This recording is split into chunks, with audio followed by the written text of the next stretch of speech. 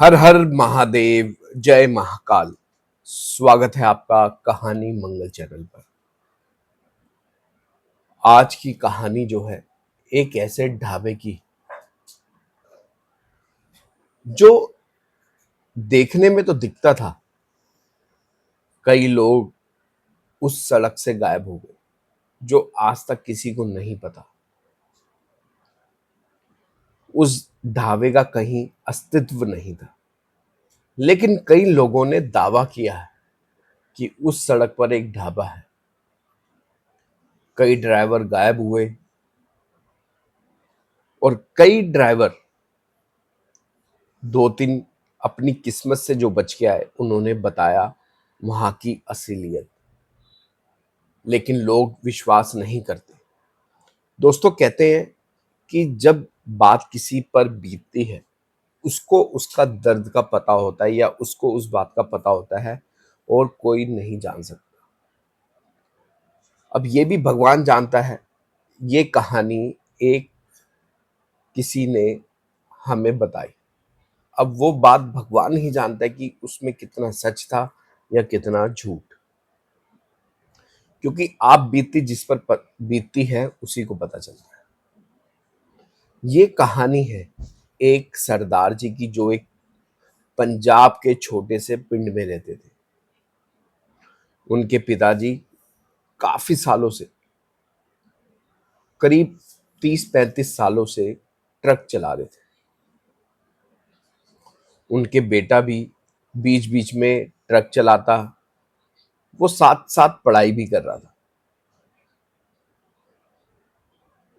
एक बहुत ज्यादा अर्जेंट डिलीवरी थी। उन्होंने अपने ट्रक पर माल लोड कर लिया था और वो राजस्थान से थोड़ा सा आगे जाना था। उस लड़के का जो नाम था वो था सुरजीत। सुरजीत जी के पिताजी की तबीयत अचानक खराब हो गई। उनको बहुत तेज फीवर था और डॉक्टर ने कहा ये वायरल बुखार है, 3 से 4 दिन रहेगा और साथ में थोड़ी कमजोरी आ सकती है। तो सुरजीत ने अपने पिताजी से कहा कि आप घर में रेस्ट कीजिए, ये जो डिलीवरी है ये मैं दे के आता हूँ। क्योंकि माल लोड हो चुका था, ट्रक पर पैसे आ चुके थे, एडवांस आ चुका था। ट्रक ड्राइवरों की एक खास बात होती है, जब वो एक बार किसी का माल लोड करवा ले, चाहे कुछ भी हो जाए, वो अपने जबान से पीछे नहीं हट।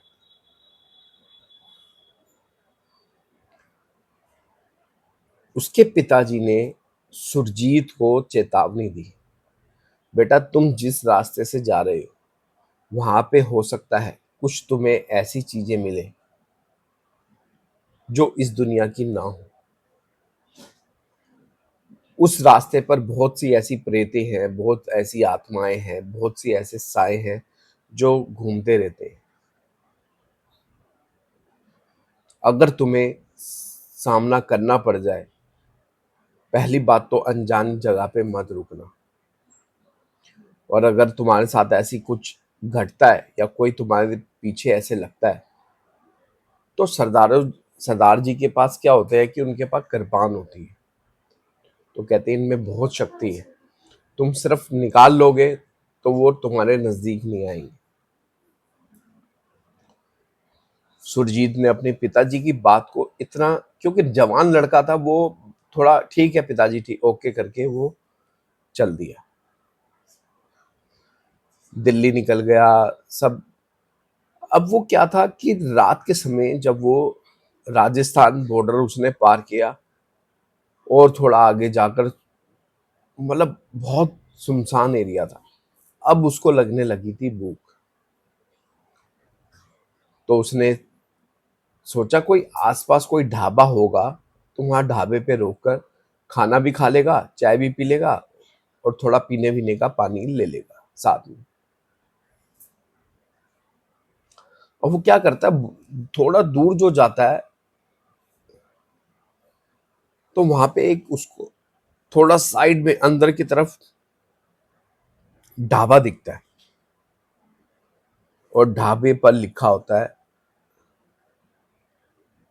पी का ढाबा, यहाँ खाना ताजा मिलता है। अब वो ढाबे को देखकर गाड़ी वहीं साइड में लगा लेते हैं और वहां क्या देखते हैं कि काफी ट्रक खड़े हैं, करीब 20-25 ट्रक खड़े, लेकिन उनकी हालत ऐसी है कि जैसे वो कई टाइम से खड़े। तो उसने उस बात को ध्यान नहीं दिया। उसने सोचा होगा किसी के ट्रक वगैरह होंगे या कोई ट्रक ठीक करने वाला होगा तो वहां खड़ी होंगी गाड़ी। अब वो खाना खाने के लिए वहां बैठा। अब उसने अपने लिए नॉनवेज ऑर्डर करा, चिकन कड़ी जो है वो ऑर्डर करी।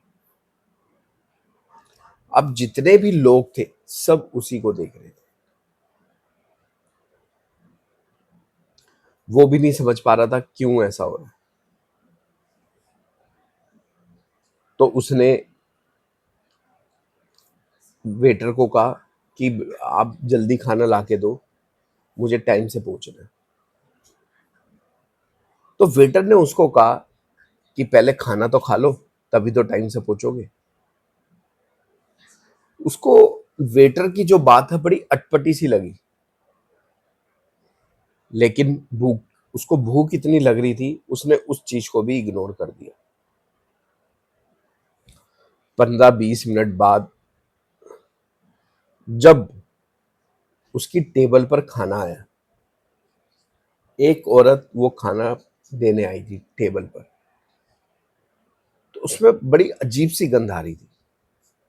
उसने उसको कहा कि ये खाना क्या बासी है, इसमें स्मेल आ रही है। तो उस लड़की ने बोला नहीं, आज ताजा बना है,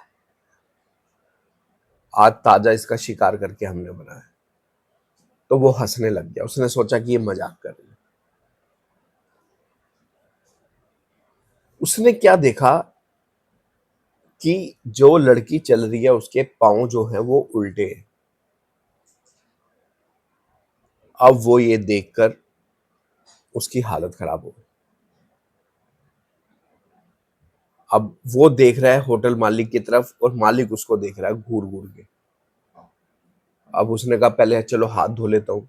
वो जैसे ही हाथ धोने के लिए जाता है तो हाथ धोने जहाँ शीशा लगा होता है पीछे देखता है कि जो आदमी सारे बैठे हुए थे उनकी शक्ल सारी सड़ी हुई, सबके मुंह सड़े हुए, आंखें बिल्कुल सफेद, और यहाँ से खून टपक रहा है और सब हंस रहे हैं। और जैसे ही वो शीशे की उधर तरफ देखता है वहां सब ठीक होता है। फिर वो शीशे में देखता है सब ठीक होता है। वो सोचता है कि हो सकता है मुझे नींद आ रही है या मैं थका हुआ हूं इसलिए मुझे ऐसा लगा। वो जैसे ही अपने हाथ धोता है, मुंह धोता है, फिर दोबारा जब शीशे में देखता है तो सारे जितने भी वो बंदे होते हैं उसके पीछे आके खड़े हो जाते हैं। और जब वो पीछे पलट के देखता है तो वही चेहरे सड़े हुए, गले हुए, खून बह रहा। अब वो देखकर घबरा जाता है। उसकी इतनी हालत खराब हो जाती है, उसके मतलब चेहरे पे इतना पसीना बहाने लगता है बहुत तेज, बिल्कुल ठंडा पड़ जाता है वो। रोंगटे उसके खड़े हो जाते हैं, बाल सारे खड़े हो जाते हैं उसके, हाथों के, पैरों के। अब वो जो होता है, जो ढाबे का मालिक होता है वो उसको पीछे से पकड़ लेता है। तो वो लड़की भागी भागी आती है, वो क्या देखता है, उसके पैर की तरफ देखता है, वो उल्टे हैं। अब इस समय जो लड़की का चेहरा होता है वो बिल्कुल खून से लथपथ, बिल्कुल ऐसे बूढ़ों की तरह ऐसे लटका हुआ सा, और दांत बाहर। वो लड़की वहां से बोलती आती है कि आज ताजा खून मिलेगा बहुत दिनों बाद। अब वो घबरा जाता है बहुत ज्यादा, कांपने लगता है। फिर उसको अपने पिताजी की बात याद आती है कि कभी कोई ऐसी मुसीबत पड़ जाए रास्ते में या कुछ ऐसा हो तो वो कृपान जरूर निकाल लेना।